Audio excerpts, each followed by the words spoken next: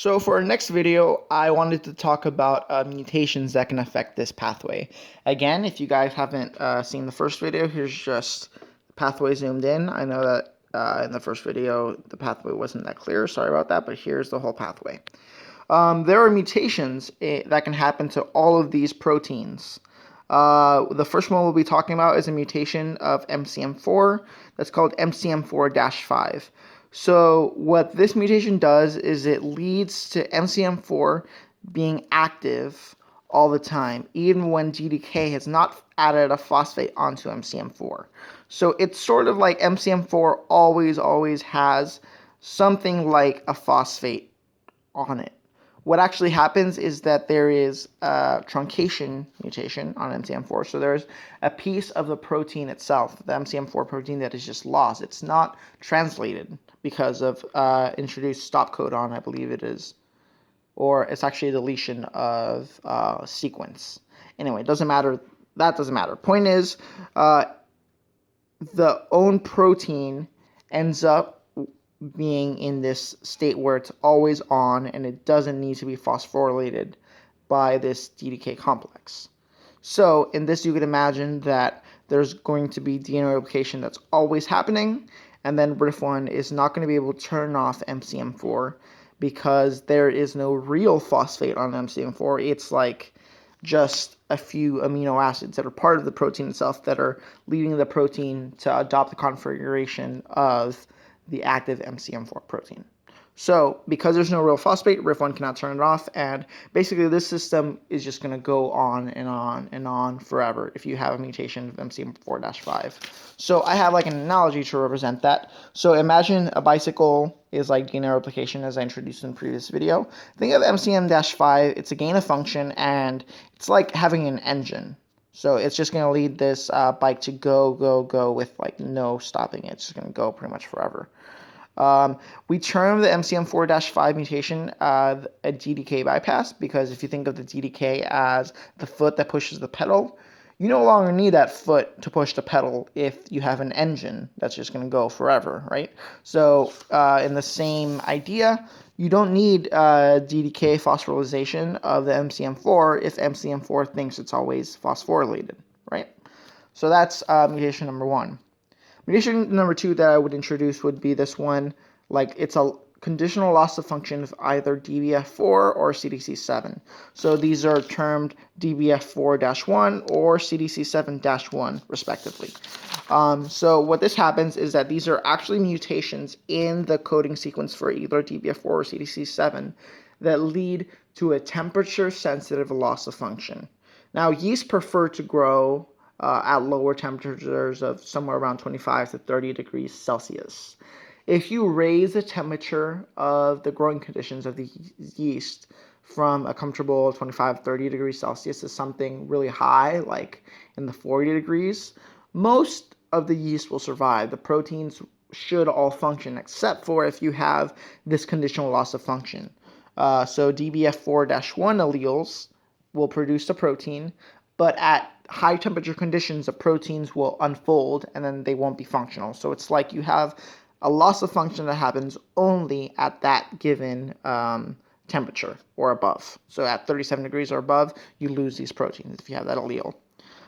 Then the last allele, so first of all, I kind of introduced it in this way. It'd be like if you had the guy on a bike and he's very, he's just weak and like when it's really hot out, he doesn't want to ride the bike. Yeah, lame, but cute, right? Okay, anyway.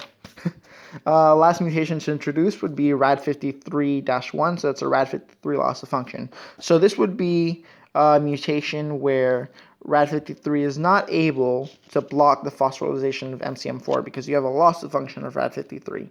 It'd be like having a bike with no brakes. So here we have a guy riding down a hill, and he's a RAD53-1 mutant. He has no brakes, and he's just going to roll down the hill. It's not good, right? He's going to die. So that's a loss of function of RAD53. And then the next thing we want to think about is how all these mutations would come together. Like, what would be the phenotype if we had single mutants or double mutants of all these mutations? So here I have this quiz. This is actually the quiz that I gave in class. And we can think about each of these. So in CDC7-1, MCM4-5 double mutants, around 37 degrees will DNA replication happen. There's two proteins, CDC7-1, so that's a loss of function at 37 degrees. So if you think about what that would mean, at that high temperature, CDC7-1 is going to unfold, and it's going to be like a loss of function because you have satisfied the condition of being above 37 degrees. So CDC7-1 is non-functional, but then you have this gain of function of MCM4. MCM4 is downstream over here of CDC7, right? So this is closer to the end of the pathway. So MCM4-5 is the epistatic protein. It's the one that's going to, like, its phenotype is going to win out. So it's a gain of function that's going to lead to unregulated DNA replication. So the answer to number 1 is going to be, will DNA replication happen? Yes, it will happen, and it will be unregulated. But yes was the answer I was looking for. Okay, so we have a DBF4-1 yeast going at 25 degrees. So this is that a comfortable temperature. So the protein does not unfold.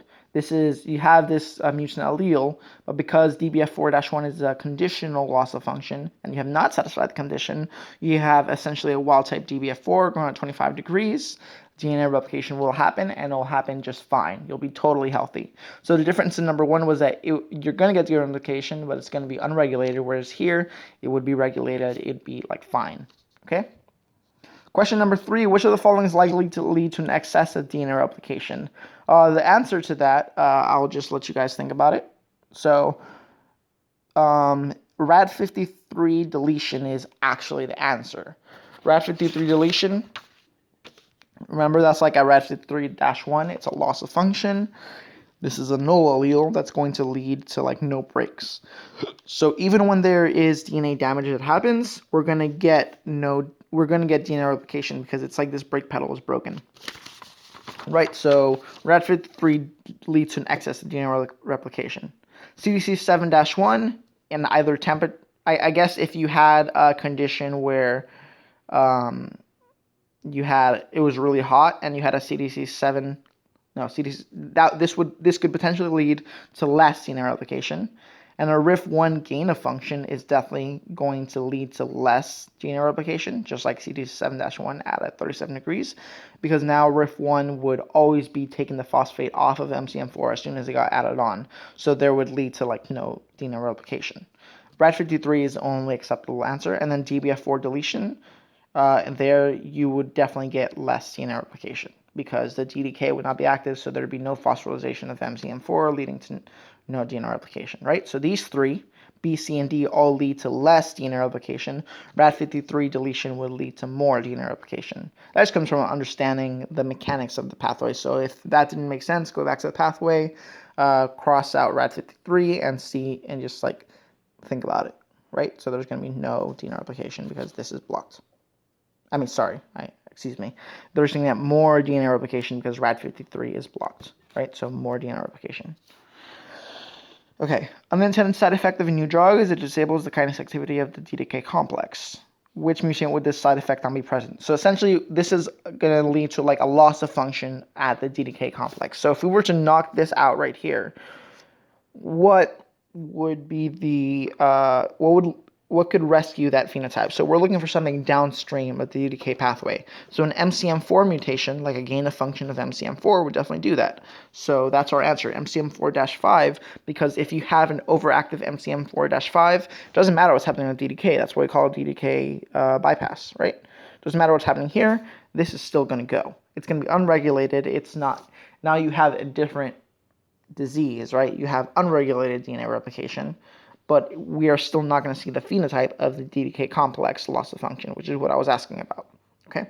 So this is a question about epistasis, MCM4 being epistatic to the DDK complex because it's downstream in the pathway. Okay, and lastly, we have, can any of the mutations listed below rescue an MCM4 deletion? Now, remember in the first video that I said that we're talking about haploids? So yeast are haploid organisms, at least in the state that we're studying right now. So the answer I was originally looking for is that none of these answer choices, because I wanted to make sure you guys understood that this was a haploid system, and there's no rescue of such a downstream protein, because the only way you could rescue an MCM4 deletion is if you had something even more downstream of MCM4 to like rescue the phenotype.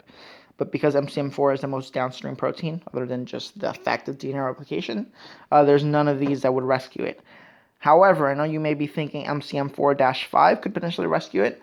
That's true if we had a diploid system, but in a haploid system, this wouldn't work unless you took like a plasmid and were to exogenously translate MCM4-5, right? So that'd be the mutant, the gain of function mutant of MCM4. So in that case, and only if you were to add an exogenous plasmid, you could rescue MCM4 deletion MCM4-5. But because we're talking about haploid system, the answer I was originally looking for was none of these answer choices. However, because of this discrepancy, I'm just not going to count this question. Or I'll rephrase it for next week, for the next quiz. But just keep in mind that we're dealing with the haploid system. So I hope all of that made sense. If not, feel free to email me. I'm very available. Okay, well, thank you. Have a good day.